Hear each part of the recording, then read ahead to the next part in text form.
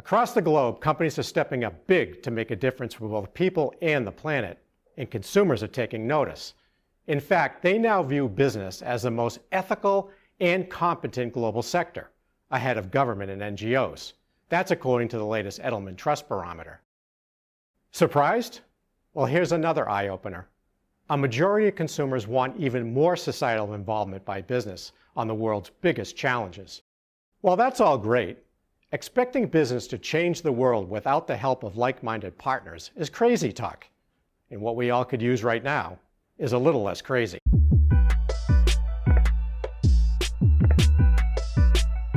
Here's an example of a point I'm trying to make.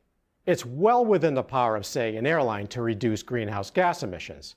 They should have the expertise and resources for such an effort. But expecting that same airline to provide hunger and housing relief to the communities they serve without on-the-ground purpose partners, well, that's like flying a plane with one wing. That's why it's imperative for brands to partner with nonprofit organizations on social good programs. Nonprofits are the eyes, the ears, and voice on the ground. They provide the credibility, influence, and energy brands need for maximum impact and value. Moreover, these collaborations can reduce risk, drive speed and growth, and enhance societal impact. Now that's turning purpose into action for the greater good. In a recent episode of the Beyond Profit podcast, David Aker, hailed as the father of modern branding, had this to say about the value nonprofits bring to the table.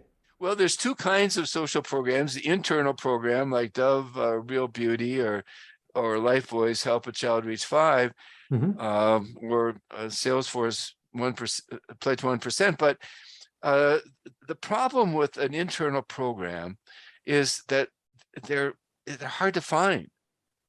They're hard to find, that they're not taken, that the program is really real, that it's relevant to a bunch of your customers or investors, their stakeholders. It's not just relevant to a few. And if it's relevant to only a few, you're going to need 50 of them to make a cumulative big event. Do you really have the ability to do that? And then you have to create a brand. You have to create a brand, Help a Child Reach 5, or Pledge 1%. And that's not easy to create a brand, to get visibility, to get traction. Why should people learn another brand? It's not easy. So why not find and then it's not so easy to make the program work. There's a lot of risk in starting the program. And maybe it works, but it's struggling. Maybe it's marginal. It's going to be hard to really get behind it. But if you look at a nonprofit, you find something like Habitat for Humanity that works. I mean, it really works. It's been proven over nearly 50 years, 40 years plus. And it's got a formula, and you just sort of turn the crank. It's all set up for you. And being participating in the fundraising, that's set up for you. And it's pretty easy to do, and the brand is already there. They've already got a strong brand. It's a positive brand. It's there's no skeptics. It's got great visibility, great traction. So why not take that brand and that program and adopt it for your own? Now maybe you have your own twist on it. Home Depot also sponsors Habitat, and they have a twist on it. They do homes for veterans, so it's a kind of a niche for Habitat.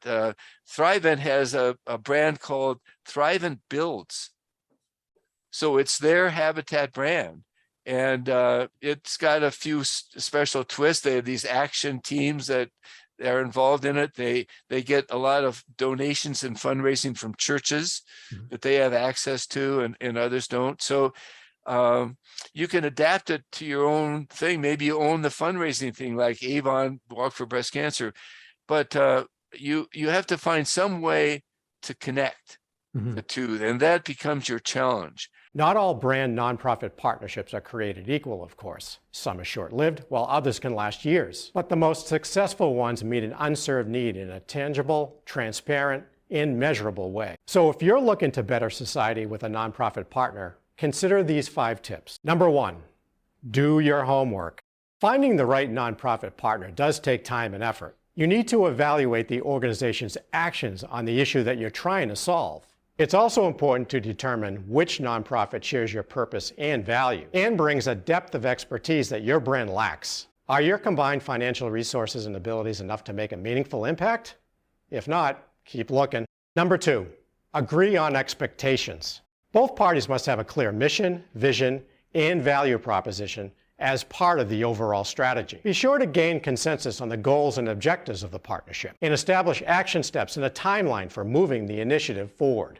Number 3, brand your social program. This often overlooked step is critical to keeping a program inspired, guided, and well communicated. Branding will also give the partnership the energy and image lift it needs to connect with all stakeholders. Without branding, a partnership can spin in circles like a rudderless boat. Number 4, involve your employees. Providing opportunities for your employees to pay it forward is a great way to connect them to your business and the local community.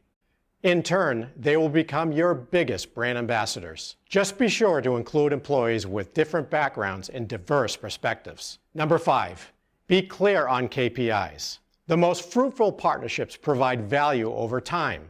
Ask yourself, what will success look like 1, 3, 5 years down the line for both nonprofit and the brand? Be sure to align KPIs against your stated goals and always be transparent about what you can and cannot do. In today's world, giving back is the right thing to do. It humanizes the brand and spurs action. And with the right nonprofit partner, your brand can become a difference maker. For the Beyond Profit podcast, I'm Ken Beaulieu.